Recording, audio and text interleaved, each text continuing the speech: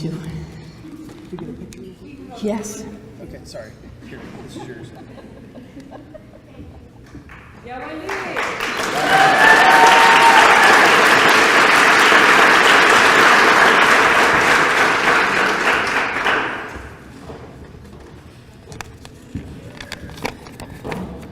That was beautiful. Thank you, Mary Grace and Moellen, genius young employees at Destination Gettysburg. Brilliant work. Thank you so much. It was wonderful.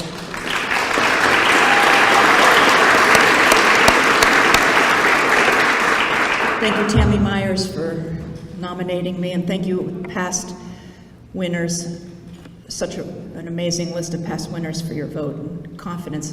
It's wonderful. Thank you very much. I had the honor of knowing Jim Getty for many years, and I'm sure you all know that he was a Lincoln Scholar. Jim and I were pretty good friends, and he would stroll down to the gallery and just kind of hang out. And when I was lucky enough to have him come down in his Lincoln presenting outfit, it even was better for my business, so I always appreciated that. We did art projects together, and especially through the Adams County Arts Council. And it's this kind of interdependence and I think partnerships that we see here in town that's so wonderful. We're all friends who love Gettysburg, and we work together to make it better for our community and for our national and international tourists. In 2015, Elaine and I went to the 200th anniversary of the reenactment of the Battle of Waterloo in Belgium. There were well over 6,000 reenactors, uniformed reenactors, and most of them could speak English and were very open to chatting when they weren't performing. We told them that we were from Gettysburg. Oh, Gettysburg, they would say. They became interested in what we were doing in Gettysburg more so than what they were doing as all of this great reenactment was transpiring around them, even Napoleon charging down the hill and so on. They wanted to know about Gettysburg. Gettysburg is a global, international historic touch point, and I think we should always keep that in mind. And then to answer the most asked question that I get, why do I paint Lincoln? I've been painting Lincoln for well over 40 years now. Well, one of my favorite authors was Dr. Richard Seltzer. He was at Yale, he was a surgeon, and actually he was my mom's surgeon at Yale. But he passed away recently, a marvelous writer and poet. In his series of essays entitled The Exact Location of the Soul, he concludes that the human soul resides in its wounds. It resides in its wounds. The strength and character of the soul are shaped by the wounds it works to overcome. I believe America's soul was born at the precise moment that Lincoln concluded his address at Gettysburg on November 19, 1863. His beautiful words, shaped by one of the most horrific battles of the devastating Civil War, ennobled the nation's sacrifices, and made true our sacred charters of freedom, the Declaration of Independence and the Constitution. Painting his face over and over again in different styles and techniques has been my life's passion. So why Lincoln? I'm painting the exact location of America's soul. Thank you very much.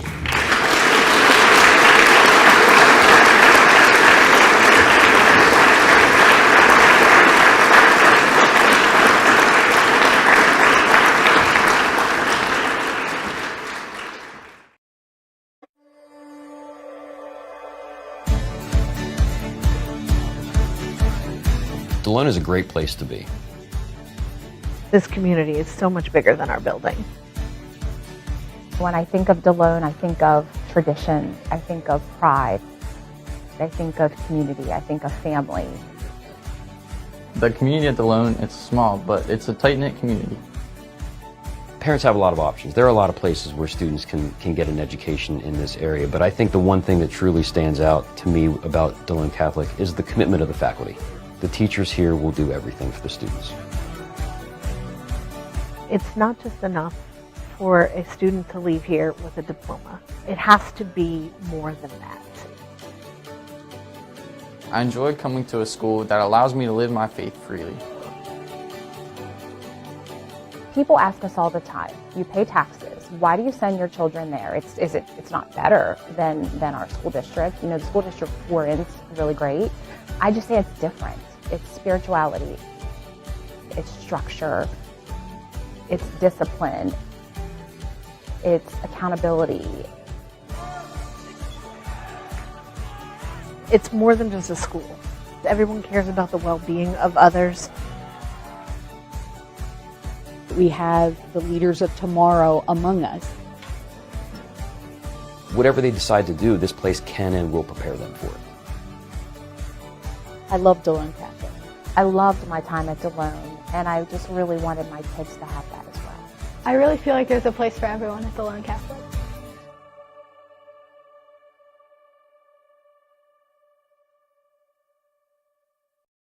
I do this because I'm an adrenaline junkie. It's exciting and it makes me feel good. It makes me feel like I'm giving back. There are a lot of people out in the community who have skills that could benefit this department. We're looking for dedicated younger individuals that want to come in to do fundraising. They can be an interior firefighter, exterior firefighter. I said, I'll give it a shot, and turns out it was the best decision of my life. There's no better job in the world. You're going to love what you do.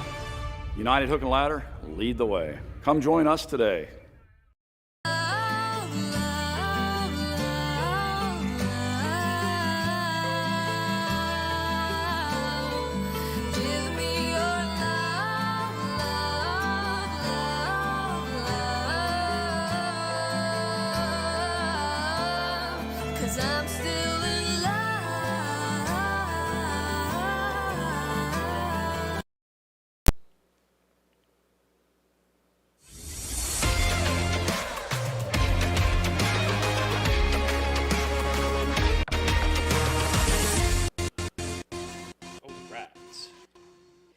Hello again, everybody, here on Sports Chat on Community Media.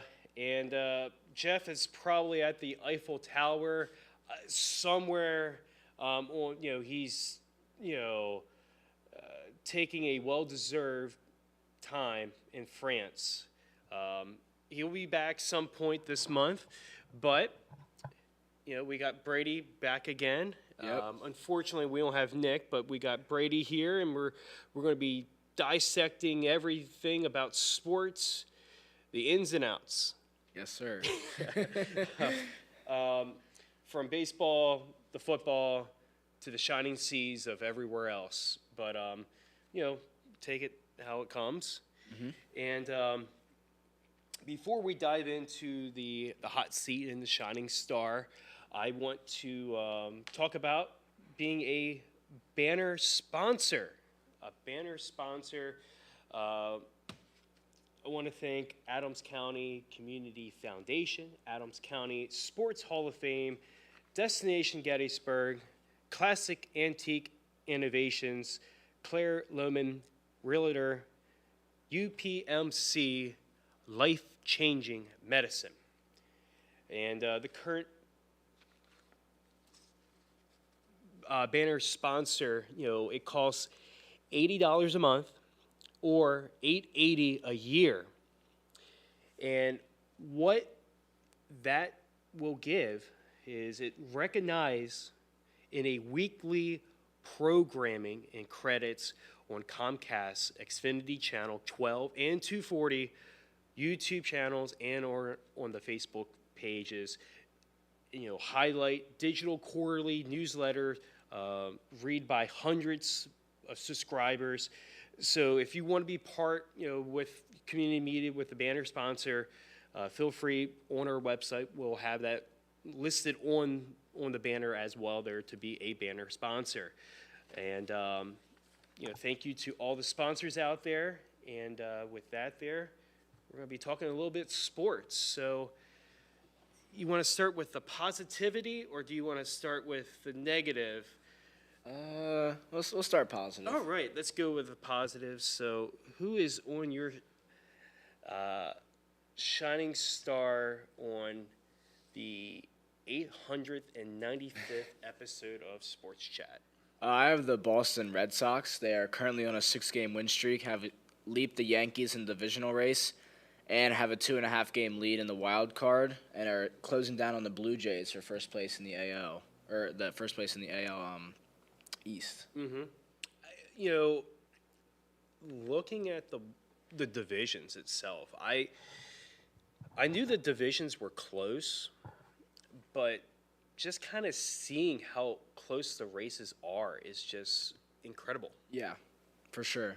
You know, the only division I would say is, I hate to say it's locked, because I hate to jinx it. Not just a jinx, but you feel like you know what you're talking about, is the Tigers. I think that is basically a foregone lock that they're going to win that division. I mean, especially with an 8-game lead compared to all the other divisions having, I think it's less than 4 games. Less than 3. Less than 3. You know, because you look at the East, the West is 3 games. The NL East is a game and a half. The Central's 3. The West is 3.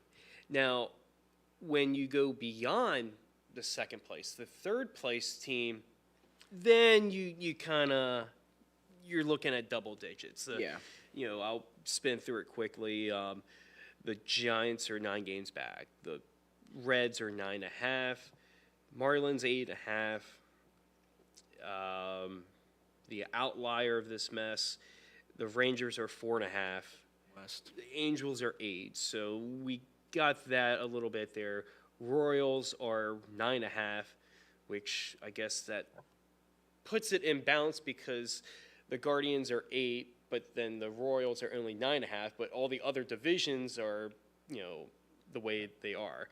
And then put closure, AL East, Red Sox 3, Yankees are 5.5. So it really shows you the swing, and I'm right with you that the Red Sox are playing some red hot ball, and they're creeping right up there on the Blue Jays. And I wouldn't say the Blue Jays were it was fool's gold. They are a playoff caliber team. Mm-hmm. They were. I would say they were playing a little above their head. Because, I would agree. Typically, you're not playing 700 baseball. Yeah. They were playing above. They weren't in the playoff picture, but then once they got to that 700 baseball, they got to that mark where they could lose a few games, a few series, and they still had that wiggle room. But now with the 3 games, instead of them having the Yankees on their tail, now they got the Red Sox. So see how that goes there. But we'll dive into the trade talks and all that. What happened last week. But the Blue Jays were, from the teams that were active and the teams that were not really active, they didn't really make a lot of moves. I think it's, other than Sir Anthony Dominguez and Shane Bieber, did they have another move other than that? From what I remember, that was and you look at Shane Bieber. I look at that as more of a insurance policy, because you look at that, he hasn't pitched in a major league game. He's done rehab assignments, in the last couple weeks there, with the Guardians and now with the Blue Jays since April of last year. So, yes, people are saying that they're getting a Cy Young pitcher in 2020. You're not getting the same picture. Yeah. But you're getting a veteran type of arm that could get you, the division or something like that in the month of September. So I like that. But they weren't really active. So, looking at the Red Sox, do you see them surpassing the Blue Jays? Do you see this being back a 3-horse race, or do you see it, being a 2? I just think that the Red Sox have the most potential. Well, the Yankees probably the most potential, but the way the Yankees have been playing right now, you can't say anything with them. I think the Red Sox will eventually keep creeping up there, and I think that they'll take the division.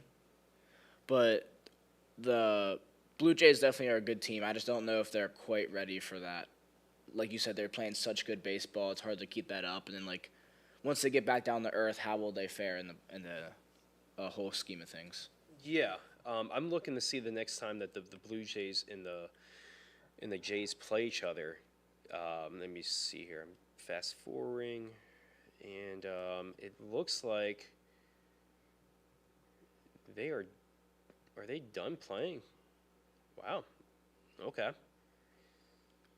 Yeah, because I don't see any more games. So the last time that they played each other was in the. Let's see here.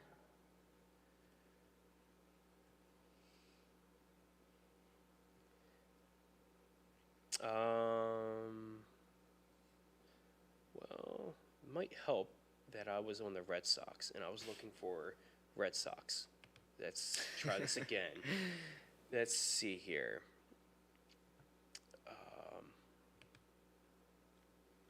So Toronto.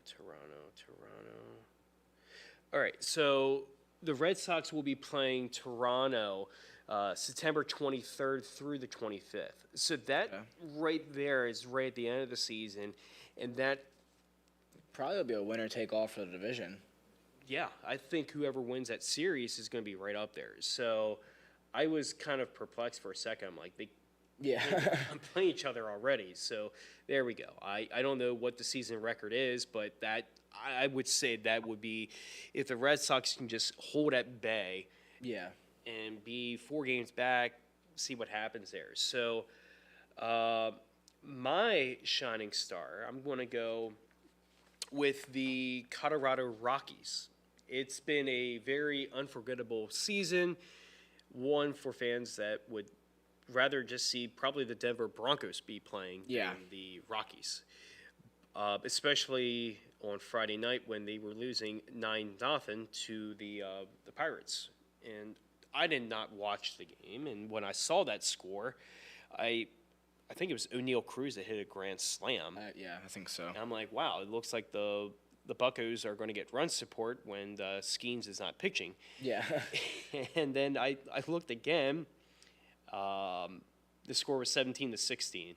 And I'm like, when did the Broncos play the Steelers? Yeah. Because it was just a football type of score. And the Rockies won on a 2-run home run. It was the largest comeback victory in franchise, which is unbelievable because it's only 9 runs. I would have thought in their heyday back in the 90s and the 2000s that they would have at least had a 10-run deficit. But going down 10 runs is harder than you think. So and then I look at being at Coors. Yeah, too. that's true. So that's where I was kind of thinking, like, that's it's kind of crazy that they never had a double-digit lead, comeback win. But that's what the stats say, and that's what we go by. But what's your hot seat of the day? The new Yankee relievers, Camilo Doval, David Bednar, and Jake Bird have a combined 9 runs allowed since joining the team in 4 games.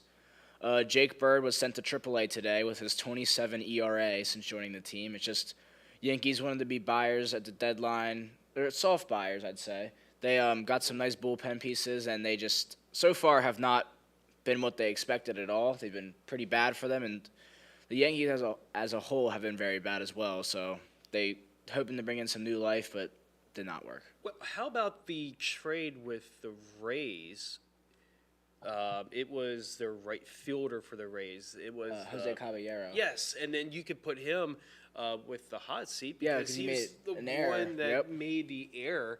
And they were showing the game on MLB yesterday, and just clippets throughout.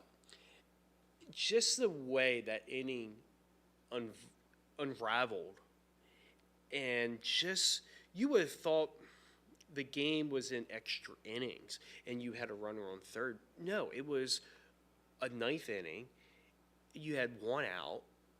The momentum was on the Yankees, and it was just the way that ball was fielded.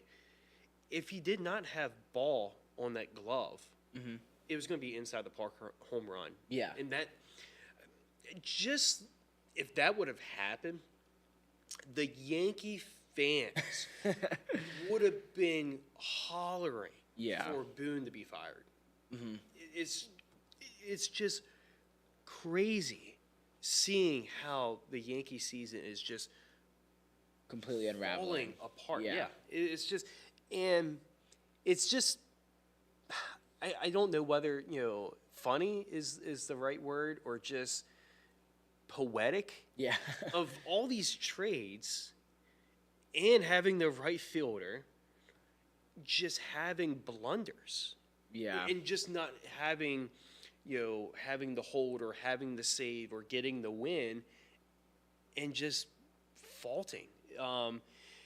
Which, I don't think they were in the running for other, pitchers. I never heard their names for Joe Ryan or first baseman, because that's what they didn't need that.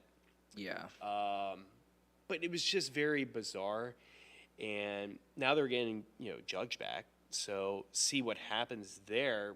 But it's got to be at least a sigh of relief getting the possible MVP back. So, but the downside with that is now you're going to have, your DH with Stan now being at right field. Yep. So it's always, a weak link there with having two DHs. One has to play the field. And Judge is not going to be back out there because you're not going to risk that. So see how that goes.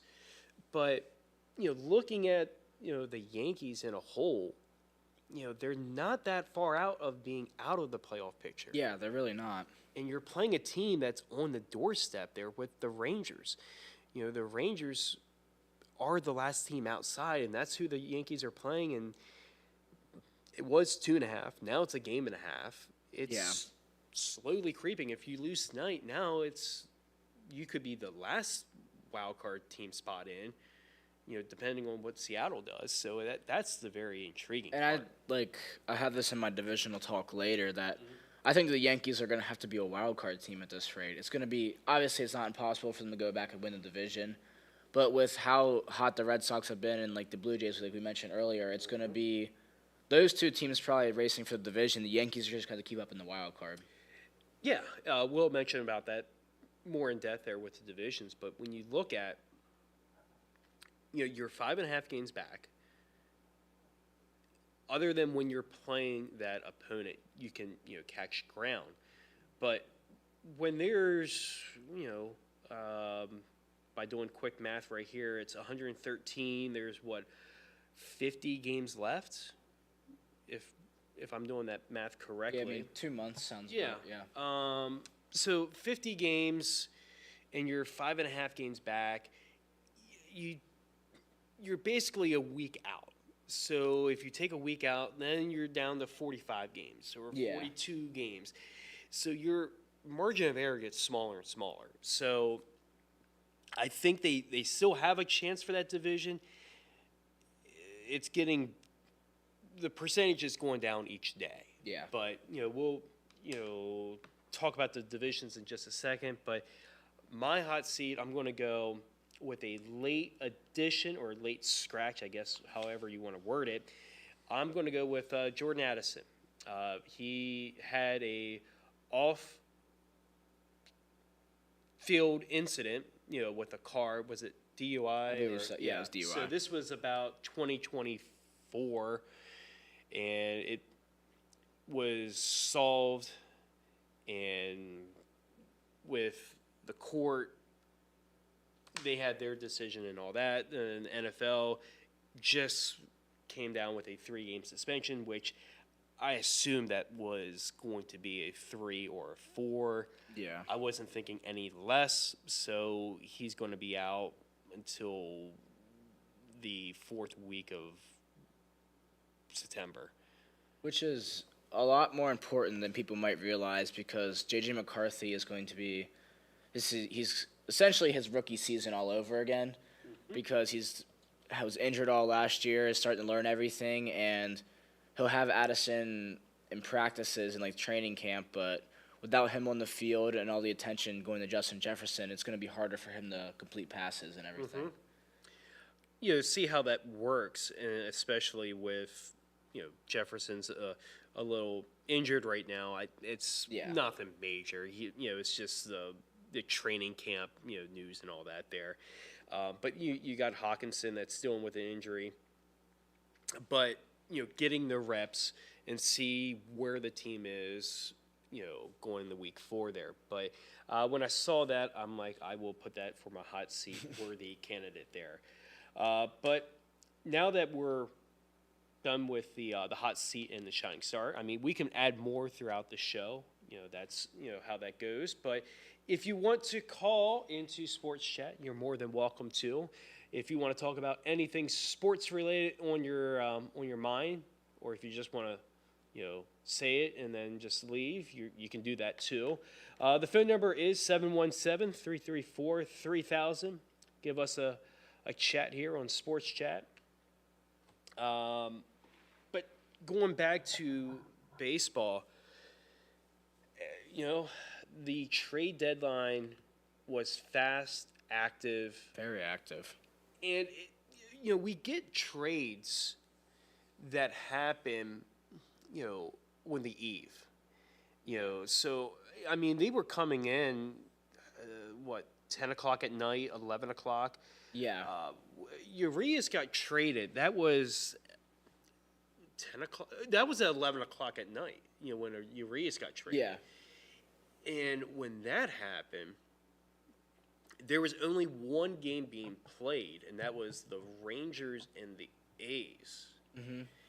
And I'm trying to remember. That was a save situation for the A's, and they didn't use Mason Miller, and everyone was like, why wasn't he being used? He wasn't, you know, being pitched. Yeah. And then with the comments, he was healthy, but he was not being used, and that was basically code talk of he's going to get traded. So then you spin for, and then there's a couple other trades that happen at midnight, and then at 1 o'clock in the morning, and then like I think even 2 o'clock. Yeah. So it was just bizarre.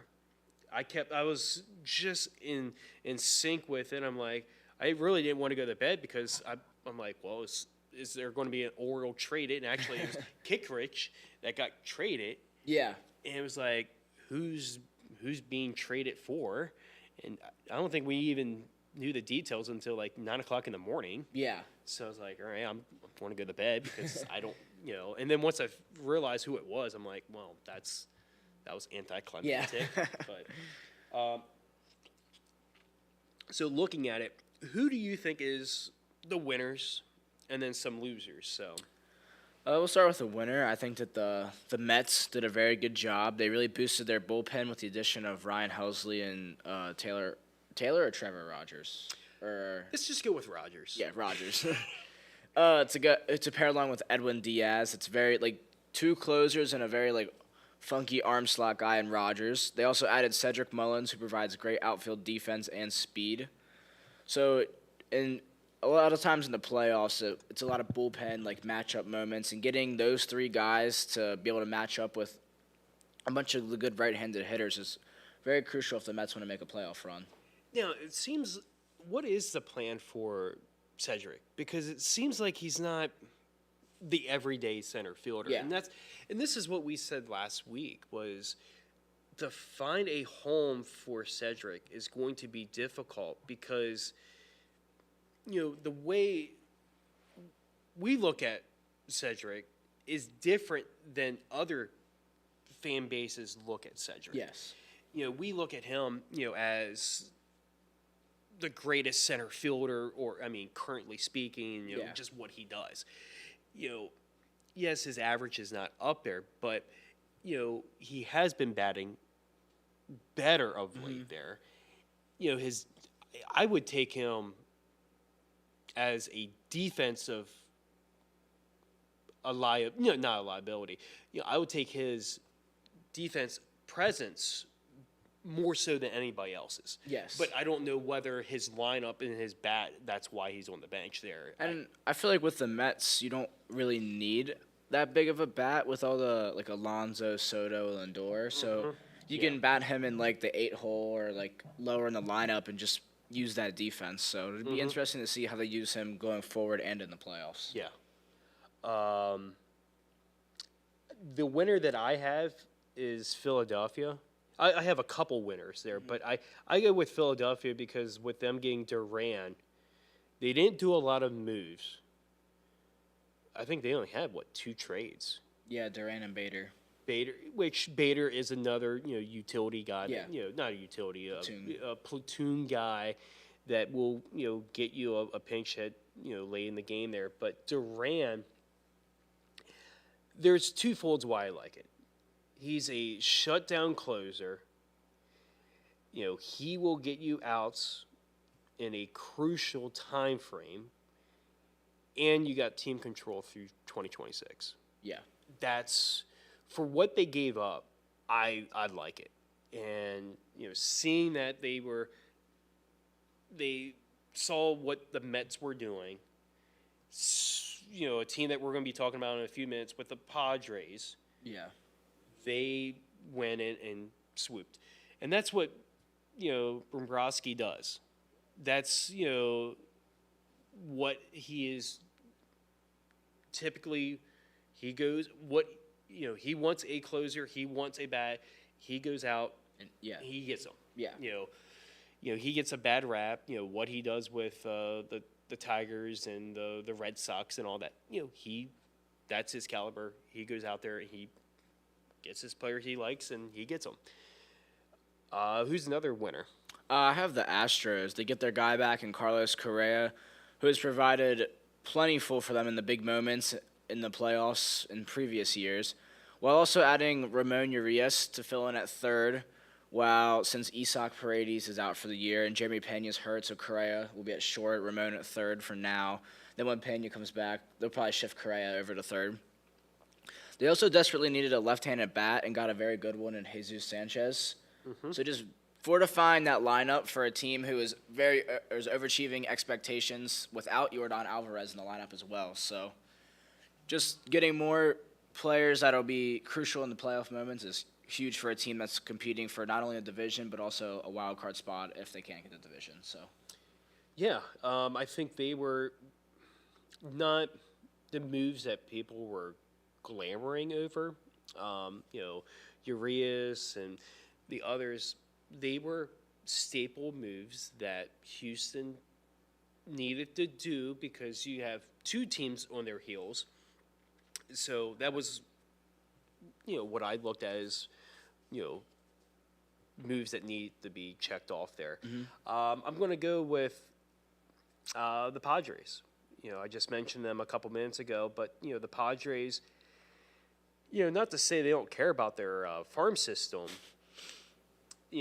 they gutted out their top 30 prospects. yeah, Whatever it was before, it is redesigned with new faces. yeah, for sure.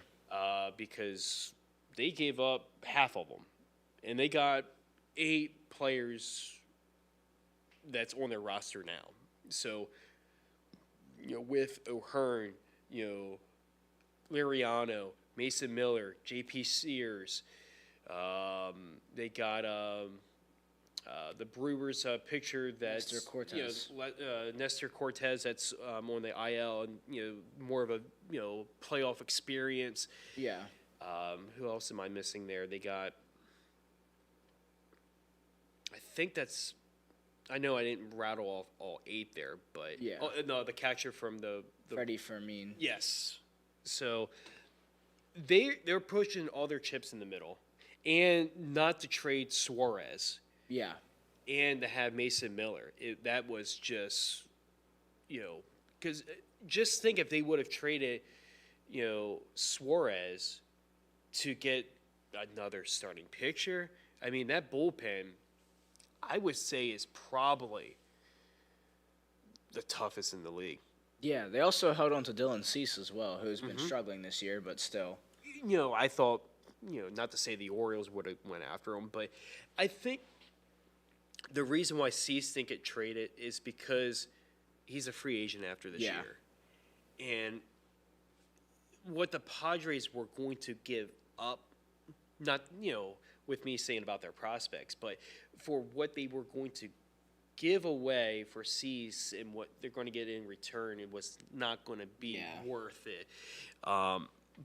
If he was pitching a little bit better, they might be leading the division right now. Yeah. So it's one of those catch-22s there, but I like their moves.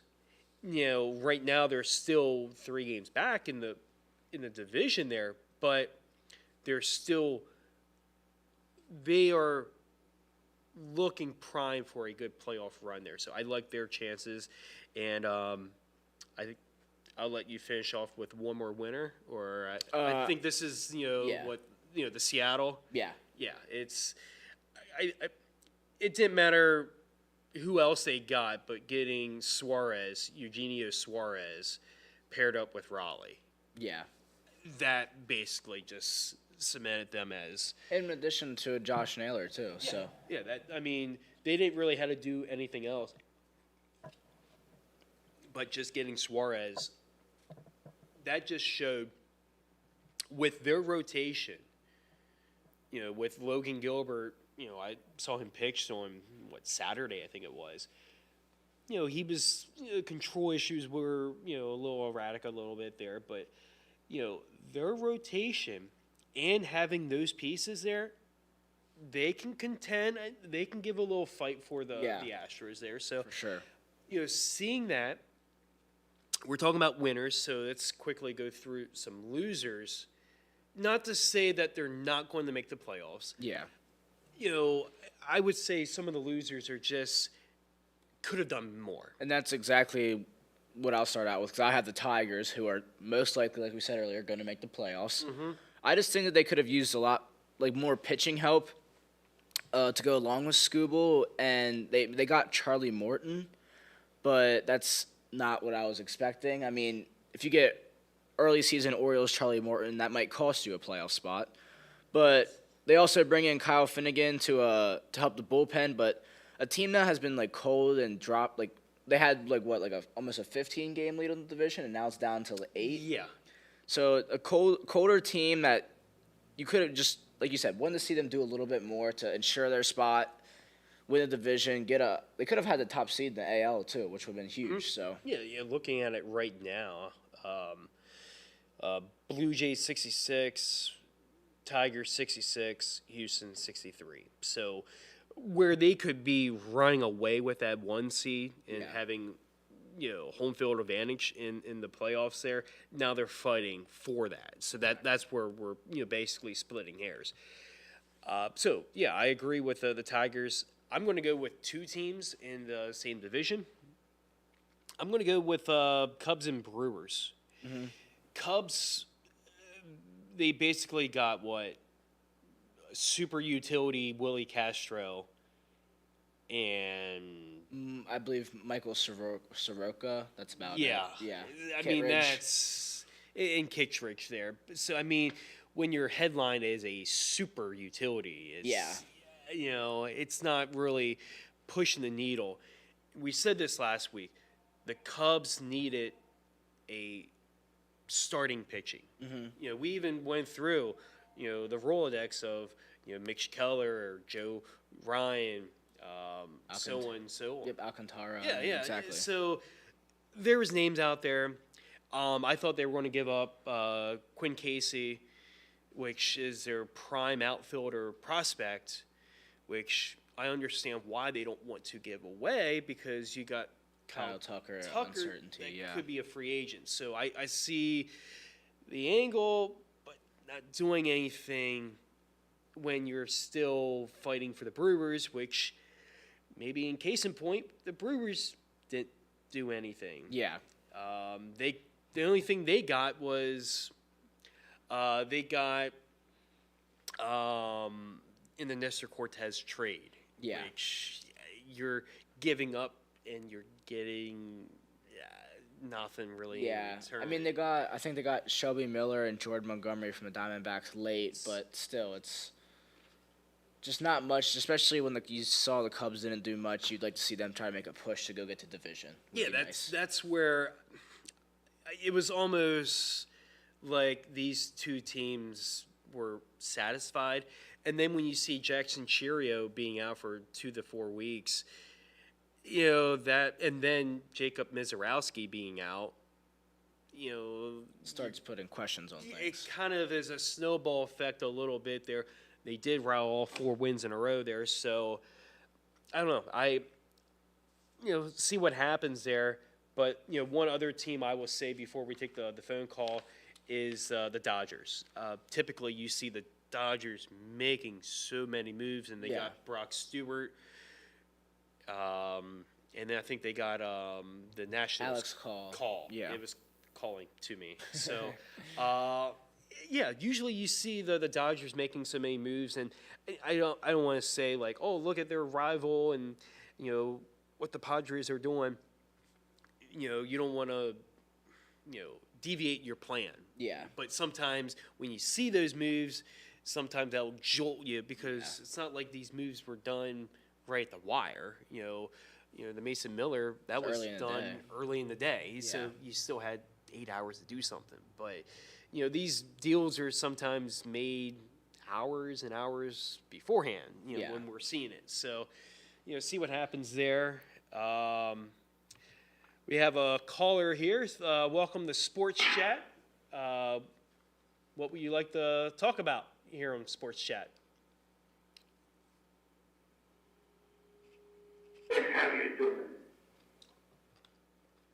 Hello. Welcome to Sports Chat. I'm doing good. Who's this? Oh, it's a little grasply voice. I can hear you a little bit there. What do you want to talk about?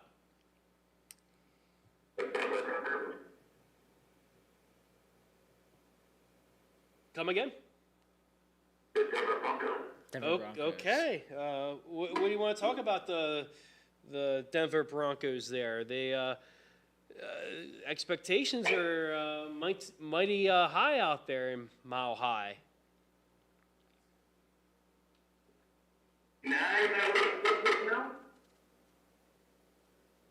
What was that?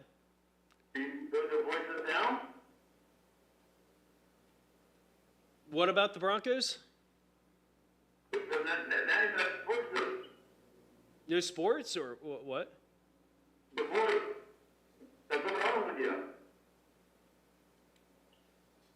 You want to do the top 5? Or are you saying about the top 5 or? Yeah. All right. What type of order?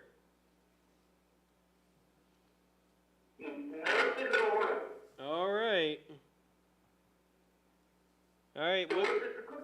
Oh, he's taking an assignment. He's in France. Yeah, so he will be back in 2 weeks. Yeah.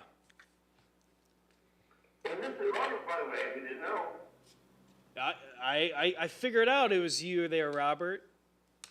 So what's the top 5?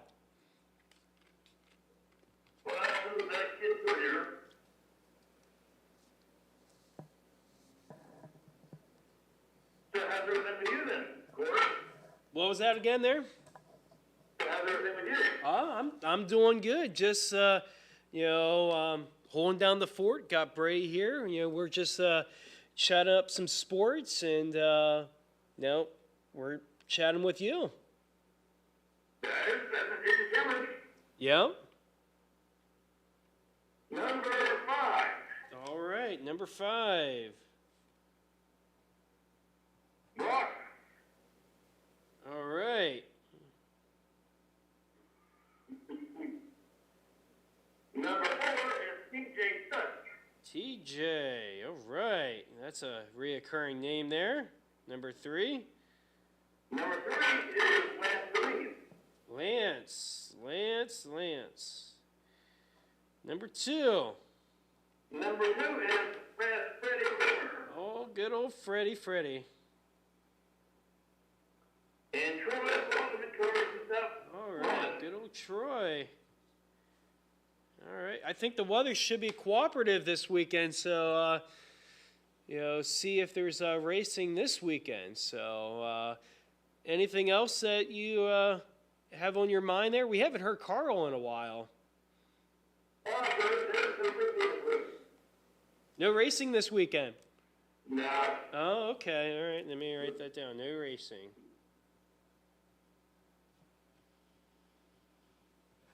I just like the ideas today. Okay. So I hope you get it. Alrighty. Looking forward to it there. Have a good one there, Robert. Oh, you do the same. Bye. All right. That was Robert. We got that top 5 racing. Before I forget, I thought he was going to bring this up. The ET is 116, which we were probably more so last year at this time frame, but a notable ejection was Bryce Harper got his 21st ejection over the weekend, arguing a strike call. So,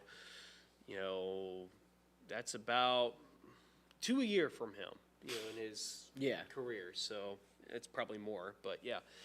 So putting a bow on the baseball before we spin through the football, who do you see winning the MVP races? Because it's quite the stir right now.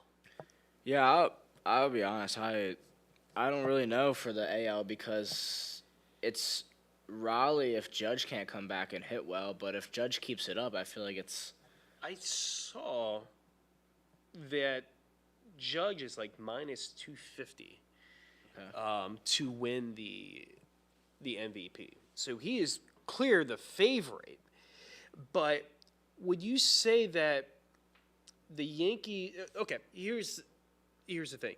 If they both miss the playoffs, who is the MVP? If they both miss it. Riley, because Judge has higher expectations, I think. Okay, yeah. Because if there was another player that could jump him, I don't know who that could be. Because, I mean, you would almost say, Tyreek, Skubal, but I just don't think the pitcher has enough. You almost need a batter to kind of push him, push 2. Now, the pitchers have the Cy Young awards. Yeah. So. Now in the National League, there's a lot of talk about Schwarber. Yeah. Having MVP. Right now, it's still Ohtani being a heavy favorite at like minus 400, but Schwarber is at plus 425 from what I saw on ESPN. I think if the Phillies the Phillies have to win the division, Ohtani has to regress a little bit. Yeah. I think there's a way, but I also think it's going to depend on if Ohtani can come back pitching, well. If he starts pitching well, even though it's limited outings and, limited innings, if he starts pitching well again, it's going to just only increase his chances of winning again.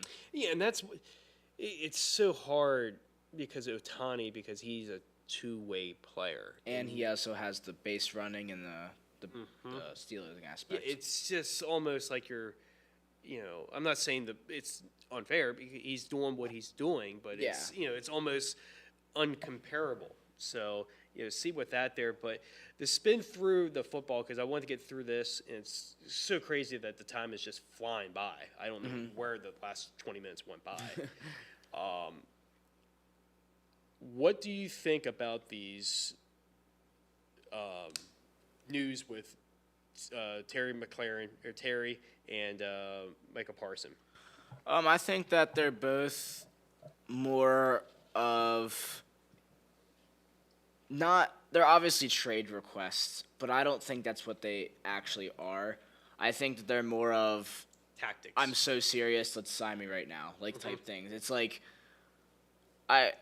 Jerry's not going to trade Micah. I don't think the Commanders are going to trade McLaurin. It's just more of a let's start kicking things into high gear. I'm serious about not playing.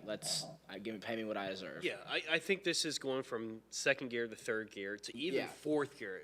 Like, let's do something. If you're going to keep on balking, then I want to see if there's any other contenders out there or any other teams out there that wants me in their locker room. Yeah. It's almost where we're at right now is I'm flirting with other teams. Yeah. Do I see it happening? I see something being resolved. We see this so many times with Jerry. Yeah. We saw this with Zeke. Dak, and CeeDee all waited. He waited till the last minute to sign him. So I'm surprised Zeke never held out during a season. I mean, we saw that with Lev Bell and all that there, but to the degree they towed the line. This is one where one kind of went, I guess, beyond the line there. Yeah. But I think it's going to be resolved. It's just off-season, news there. But did you see the first down technology marker? I saw a little bit during the Hall of Fame game. So, yes, I watched the Hall of Fame game. So yeah, I did as well. I didn't watch a whole lot. I watched glimpses. I watched Trey Lance play in the beginning, who could have been a shining star for how well he played. So they have the text. Basically, it's like the tennis where they'll show the graphic and it's like, oh, it's 3 inches or it's, it crossed the line. It'll show, but at least it'll make the game a lot quicker, I guess you could say. Yeah. But it's still going to be 3 hours. But I was going to talk about divisions, but I guess we'll just table that to next week. Any final thoughts there, or? I'll go to some MLB divisions. Just some quick notes that the Phillies and the Mets they play 6 more times this year, so that'll be crucial in the deciding. And the NL Central will be influenced by 5 games in Chicago in mid-August between the Brewers and the Cubs, so that's an interesting time to be watching. And I'll make 2 predictions. I think that the Yankees sneak in as a wild card, and I think the Padres take the West. So. Yanks. All right. I don't have any other thoughts other than banner sponsors. I'd like to thank Adams County Community Foundation, Adams County Sports Hall of Fame, Destination Gettysburg, Classic Antique Innovations, Claire Lohman, Realtor, UPMC, Life Changing Medicine. And once again, thank you, Brady. Thanks for having me.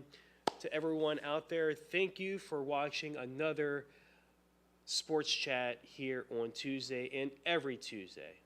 Have a good one.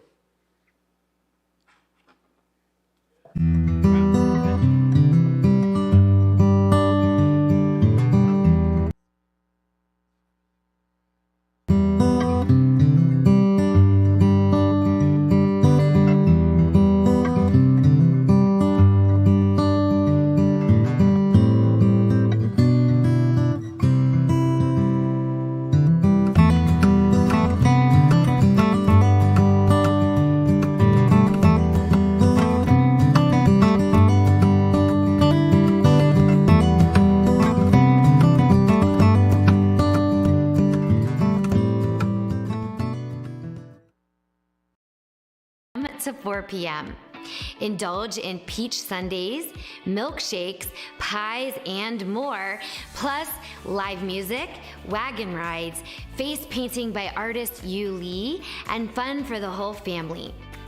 The festival is free to attend with $5 parking, and a portion of proceeds will support local charities. Details at hollowballbros.com. Looking for something playful and local?